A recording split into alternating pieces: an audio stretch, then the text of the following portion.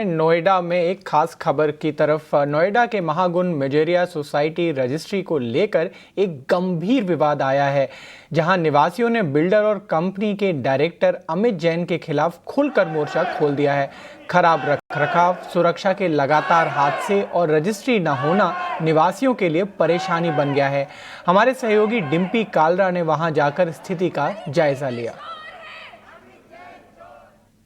मैं जिस जगह पे खड़ा हूँ ये कोई ऐसी हल्की फुल्की जगह नहीं है, बल्कि तो नोएडा का एक पॉश सेक्टर है, सेक्टर 107।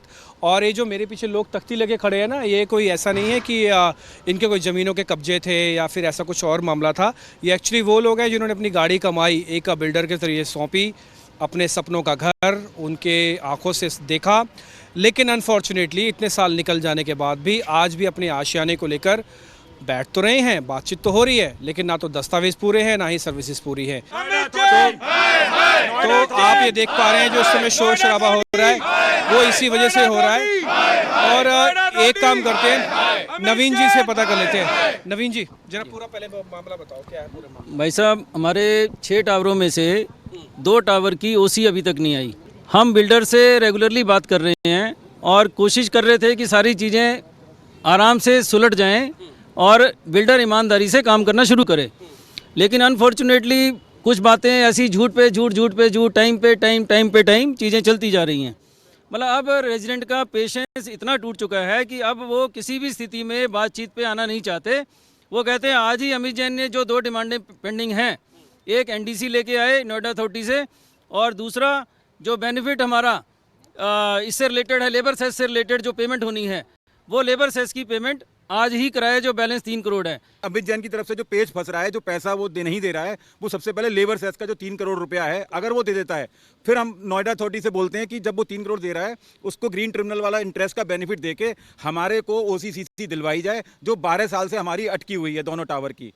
सबसे बड़ा प्रॉब्लम हमारा ये आ चुका है कि ये पेमेंट करें, ये हमसे जब चार्ज कर रहे हैं, पेमेंट कलेक्ट कर रहे हैं, ये डिपॉजिट क्यों नहीं कर रहे हैं? ये पेमेंट कहाँ जा रहा है? ये पेमेंट जाता है अलग अलग एक्सपेंसेस के नाम से विड्रॉ किया जाता है। हमारे हर मंथ पर डे बेसिस हम इन्हें 5 लाख रुपए दे रहे हैं।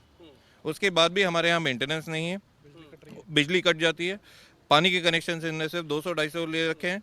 इनको किस चीज़ पे ओसी और सीसी नोएडा अथॉरिटी ग्रांट करने वाली है? बिल्डिंग्स में क्रैक हैं, स्ट्रक्चरल क्रैक्स हैं, बिल्डिंग में लीकेज सीपेज हैं, बाहर की पेंटिंग नहीं हुई है, आप जाके देखिए तो वो उखड़े पड़े हैं। हमारा जो इन्होंने प्रॉमिस किया था बेसमेंट के अंदर जिस तरह की फ्लोरिंग होनी चाहिए, उस तरह की फ्लोरिंग नहीं हुई है। मैं अपने फ्लैटों की रजिस्ट्री ना कराऊं, मेरी मर्जी। मैं लिफ्ट्स की मेंटेनेंस ना रखूं, मेरी मर्जी। ये अमित जैन जी बोल रहे हैं। हाय हाय हाय हाय। कुल मिला के बात सारी यही है कि जब तक अमित जैन यानी कि जो इस सोसाइटी के बिल्डर हैं, जब तक वो पूरा पैसा नहीं देते, तब तक इनका रजिस्ट्री का मामला नहीं सुलझेगा। और ये इसी तरह से शायद धरना भी दे सकते हैं आगे चल के। उम्मीद करते हैं कि चीज़ें जल्दी से जल्दी दुरुस्त हो जाए। हम क्या उम्मीद लगाएं, 6 और 7 13 दिन और 1 हफ्ता और ले लें, मैक्सिमम 1 वीक। तो क्या 20 तारीख तक हम एनडीसी लेने की पोजीशन में होंगे? तो लेकिन हमें आप ये बताएं कि ये पिछली बार की तरह ये भी वायदा है एक नया, या आप कोई कमिटेड हो? हाँ, मीडिया के सामने वायदा वाली बात नहीं है, जो सर्कमस्टांसेस है वो है सामने, वायदा नहीं है, सर्कमस्टांसेस है। सर्कमस्टांसेस जो सामने है उसके हिसाब से सर सर्कमस्टांसेस तो देखो, बिल्डर इतने सालों से पैसा ले रहा है, पैसा है, सब चीज़ें हैं, तो ऐसे जो अभी करंट जो हम काम कर रहे हैं उसके ऊपर करंट जवाब देता हूँ। तो लेबर सेस का आपका होगा? लेबर सेस का मैं 13 तारीख से 50 लाख 3 करोड़ के आसपास का आउटस्टैंडिंग है, 50 लाख रुपये पर डे करके उसको खत्म कर देंगे।